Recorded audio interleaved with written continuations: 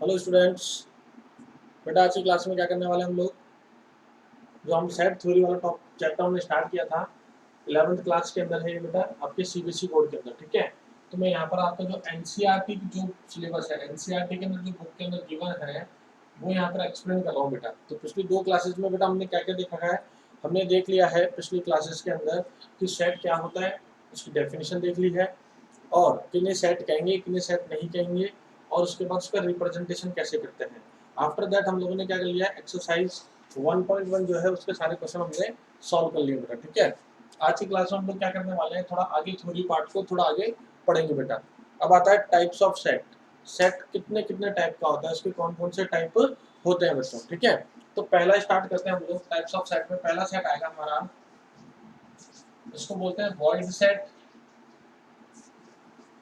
इसको बोलेंगे void set, void set और नल सेट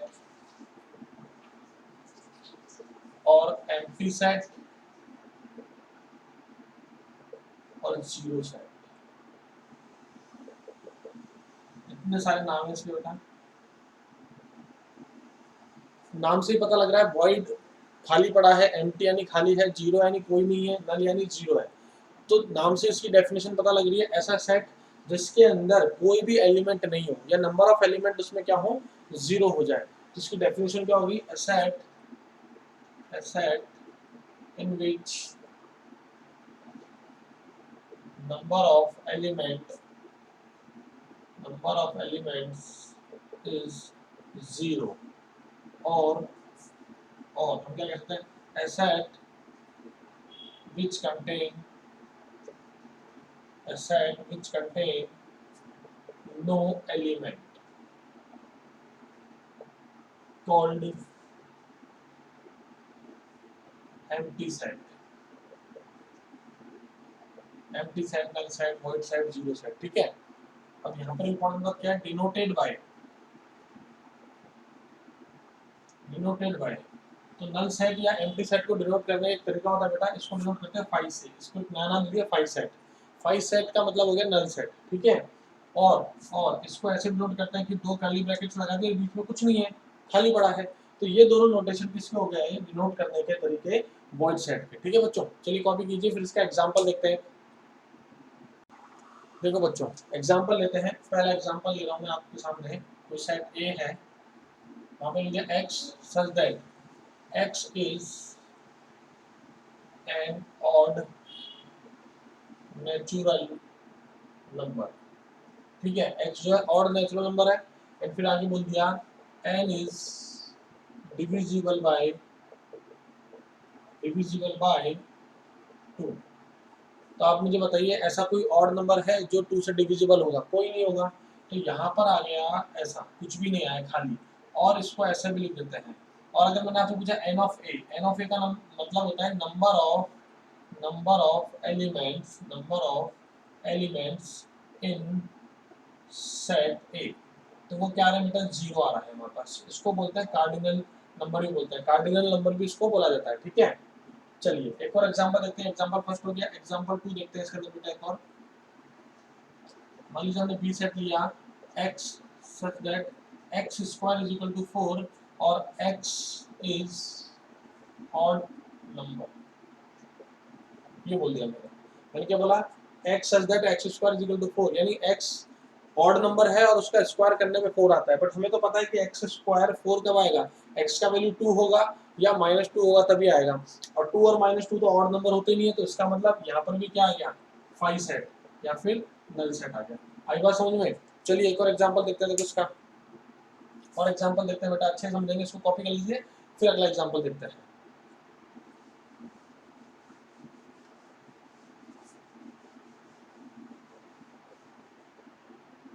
एग्जांपल नंबर 3 पे आते हैं बेटा हम लोग।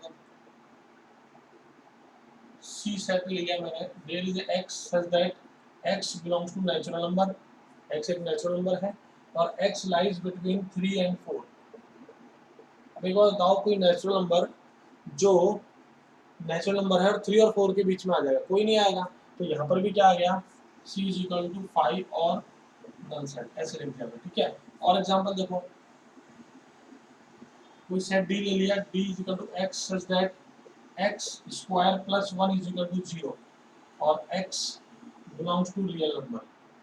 ये दे दिया आपको कि एक्स क्या है, आपका एक रियल नंबर है और एक्स स्क्वायर प्लस 1 जीरो आएगा। तो देखो एक बात सोचो, दोनों तरीके से बता रहा हूँ, वन एक पॉजिटिव नंबर है, एक्स स्क्वायर भी एक पॉजिटिव आएगा। दो पॉजिटिव नंबर का एडिशन जीरो तभी पॉसिबल है जब दोनों अलग अलग जीरो हो। चलिए एक्स को जीरो रख देंगे, बट वन तो जीरो होगा नहीं, वन तो आपका क्या फिक्स्ड कांस्टेंट है, वन का वैल्यू तो वन ही रहेगा, तो ये कभी पॉसिबल नहीं आएगा। इसका मतलब ऐसा कोई एक्स एग्जिस्ट नहीं करता। या फिर आप इसको ऐसे भी समझ सकते हैं कि x square is equal to minus one हो जाएगा और एक्स इज इक्वल टू क्या हो जाएगा, अंडर रूट के अंदर माइनस वन, प्लस माइनस, तो प्लस माइनस आयोटा आ जाएगा। और आयोटा क्या होता है बेटा, इमेजिनरी क्वांटिटी होती है, रियल नंबर नहीं होता है। तो यहाँ से भी हमें क्या मिल जाएगा, D is equal to 5 set या फिर क्या बोल देंगे, नल सेट। आई बात समझ में? ठीक है बच्चों, चलिए कॉपी कर लीजिए, फिर अगले सेट पे आते हैं। चलिए बच्चों, सेकंड आता है सिंगल टोन सेट। तो नाम से पता लग रहा है सिंगल टोन यानी ऐसा सेट जिसके अंदर एक ही एलिमेंट हो, सिंगल एलिमेंट हो, ठीक है ना। a set which contain only one element, और हम कह सकते हैं set in which number of element is one, called single tone set. ठीक है, मान लीजिए अगर मैं बात कर रहा हूँ सेट ए की, तो number of element in set ए 1 होगा, तो ये क्या हो जाएगा आपका सिंगल टोन हो जाएगा। ये क्या हो जाएगा आपका सिंगल टोन। एग्जांपल के लिए मान लीजिए a इज इक्वल टू लिखा हुआ है x such that x belongs to natural number and x in between 3 and 5। x क्या है आपका नेचुरल नंबर है और 3 और 5 के बीच में आ रहा है, तो डेफिनेट सी बात है आपको पता लग जाएगा कि a इसके अंदर क्या आएगा, केवल 4 आएगा। तो यहाँ पर सिंगल टोन हो गया सेट जिसमें केवल एक ही सेट होगा बेटा। ठीक है, अगली बात समझ में। चलिए कॉपी कर लीजिए, आगे देखते हैं। चलिए बच्चों अगले पे आते हैं। देखो अब क्या है अगला, फाइनाइट एंड इनफाइनाइट सेट। तो नाम से ही आपको पता लग जाएगा, फाइनाइट का मतलब हो रहा है कि इसमें नंबर ऑफ एलिमेंट क्या होंगे, फाइनाइट होंगे, और इनफाइनाइट का मतलब है जिसमें नंबर ऑफ एलिमेंट इनफाइनाइट होंगे। That's it. ठीक है, तो फाइनाइट सेट की डेफिनेशन क्या होगी, a set in which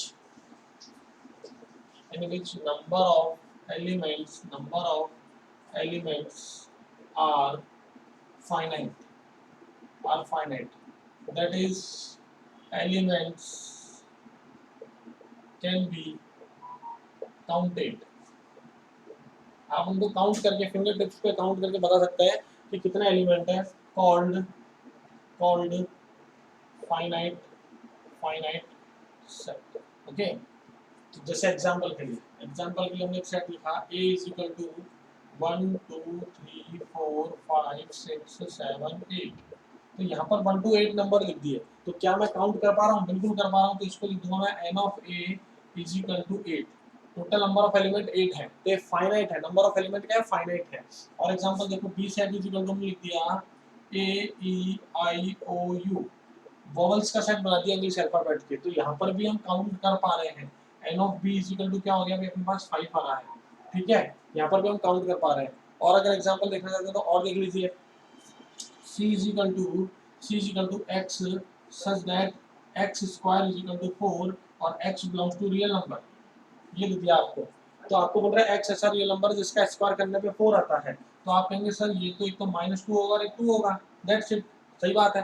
ठीक है, तो यहाँ पर भी आप काउंट करके बता सकते हैं कि number of element in set C कितने हैं, 2 है। तो ये आपके क्या हो गए, सारे के सारे फाइनाइट सेट हो गए, क्योंकि हम इनको काउंट कर पा रहे हैं। आई बात समझ में। चलिए कॉपी कीजिए, फिर अगला देखते हैं इनफाइनाइट सेट। चलिए बच्चों अगले पे आते हैं, इनफाइनाइट सेट। तो नाम से पता लग रहा है कि a set, डेफिनेशन क्या हो जाएगी, a set in which number of elements are infinite, that is number of elements can't be counted। आप काउंट करके नहीं बता सकते कि भाई कितने हैं, मतलब कि इनकी कार्डिनलिटी जो है वो डिफाइन नहीं है, कार्डिनल नंबर आप डिफाइन नहीं कर सकते। Called infinite set. जैसे कि एग्जांपल के लिए बेटा हम लेते हैं x such that x belongs to integer, है ना, और यहाँ पे डायरेक्ट लिख दिया x such that x is an integer। तो भाई ये खत्म हो गया। तो इंटीजर तो बहुत सारे होते हैं, कैसे? माइनस इनफाइनाइट से स्टार्ट होता है, -3 -2 -1 0 1 2 that is up to infinite. तो अगर यहाँ पे नंबर ऑफ एलिमेंट काउंट करने पड़े तो इनफाइनाइट हो गए। और एग्जांपल देख लो, जैसे मालूम है बोला कि x such that x belongs to n, केवल इतना ही बोल के छोड़ दिया मैंने कि x क्या है, नेचुरल नंबर है। तो नेचुरल नंबर 1 से स्टार्ट होगा, 1 2 3 4 5 और चलता रहेगा अप टू, वैसे n बोलते हैं बट n क्या है, इन्फिनिटी है, इन्फिनिटी तो चलता रहेगा। तो ये आपके किसके एग्जांपल हो गए बेटा, इनफाइनाइट सेट के। अगली बात समझ में, चलिए इसको कॉपी कर लीजिए, फिर अगला देखते हैं।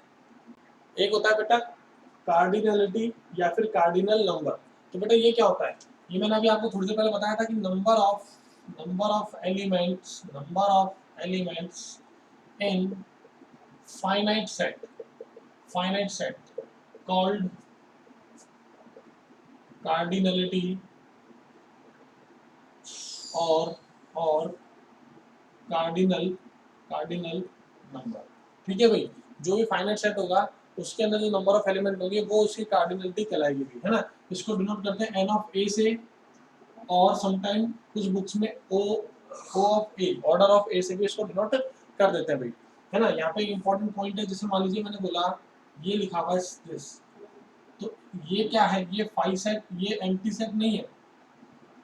एम्प्टी सेट है क्या ये, तो ये एम्प्टी सेट नहीं है भाई, क्योंकि फाइव भी एक एलिमेंट हो गया अभी सेट के अंदर। तो यहाँ पर एक एलिमेंट आ रहा था, ये सिंगल टोन हो गया, it is single tone set. और नंबर ऑफ एलिमेंट इसमें क्या आ रहा है बेटा, हमारा 1 आ रहा है। तो ये बात ध्यान रखनी है हमको, ठीक है। हाँ, अगर कोई भी एलिमेंट नहीं आ रहा है तो वो फिर आपका एम्प्टी सेट होगा। यही बात समझ में। चलिए कॉपी कर लीजिए, फिर आगे बढ़ते हैं बेटा। चलिए बच्चों अगले टाइप पे आते हैं, इक्विवेलेंट एंड इक्वल सेट। हालांकि एनसीईआरटी में इक्विवेलेंट का नहीं दिया हुआ, केवल इक्वल सेट दे रखा है, बट हम कंप्लीट देख लेते हैं। एक होता है इक्विवेलेंट सेट और एक होता है इक्वल सेट, ठीक है। क्या होता है इसको समझते हैं बेटा। तो पहला हम लेते हैं इसमें इक्विवेलेंट। ये क्या होता है इसको समझते हैं। देखो, तो इसको समझने के लिए बेटा मैं एग्जांपल ले रहा हूँ, पहले एग्जांपल समझाऊंगा, उसके बाद फिर आपको डिफाइन करूंगा, डेफिनेशन दूंगा क्या होता है बेटा, ठीक है। मान लीजिए ए सेट है 1 2 3, बी सेट है ए बी सी, और सी सेट है एक्स वाई जेड। ये 3 सेट है बेटा हमारे पास। अगर मैं आपसे इसका कार्डिनल नंबर या नंबर ऑफ एलिमेंट पूछता हूँ तो क्या आएगा 3। इसमें नंबर ऑफ एलिमेंट पूछता हूँ तो क्या आ रहा है 3, और इसमें नंबर ऑफ एलिमेंट पूछ रहा हूँ तो क्या आ रहा है बच्चों 3। यानी कि ऐसे सेट जिनके अंदर नंबर ऑफ एलिमेंट सेम होने चाहिए, एलिमेंट सेम नहीं होंगे but number of element same है, यानी उनका कार्डिनल नंबर जो है वो सेम है, तो वो क्या कहलाएंगे, आपके इक्विवेलेंट सेट कहलाएंगे, ठीक है। तो डेफिनेशन क्या हो जाएगी बेटा, those sets in which number of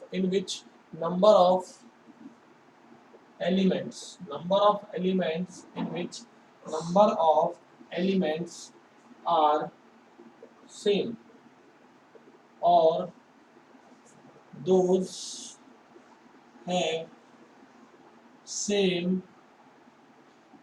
cardinal number called equivalent sets. So here A is equivalent to B is equivalent to C. ABC set जो है वो एक दूसरे के क्या है, इक्विवेलेंट सेट है, इक्वल सेट नहीं है। आगे बात समझ में। चलिए कॉपी कर लीजिए, फिर देखते हैं इक्वल सेट किसे कहते हैं। चलिए बच्चों अगला देखते हैं हम इक्वल सेट।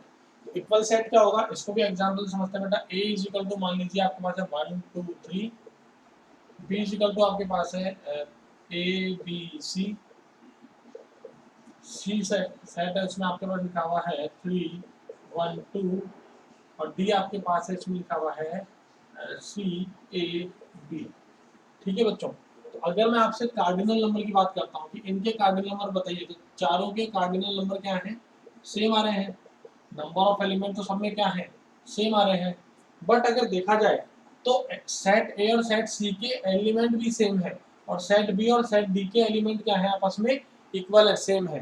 तो यहाँ पर इक्वल सेट क्या हो गया, those finite set, those finite sets in which number of elements as well as their elements are also same, called equal sets। Equal sets क्या होंगे, वो सारे सेट जिनके अंदर नंबर ऑफ एलिमेंट भी सेम है और उसी के साथ साथ एलिमेंट भी सेम है। तो यहाँ पर अगर इक्वल सेट की बात की जाएगी तो A is equal to C आ जाएगा इक्वल सेट के, और B is equal to D आ जाएगा। तो यहाँ पर आपने एक बात नोटिस करी बेटा कि ये चारों के चारों सेट क्या है, इक्विवेलेंस तो है, क्योंकि एलिमेंट के नंबर तो सेम है, नंबर ऑफ एलिमेंट तो सेम है, सबके कार्डिनल नंबर तो सेम है, लेकिन चारों के चारों इक्वल नहीं है, इक्वल है A और C और B और D।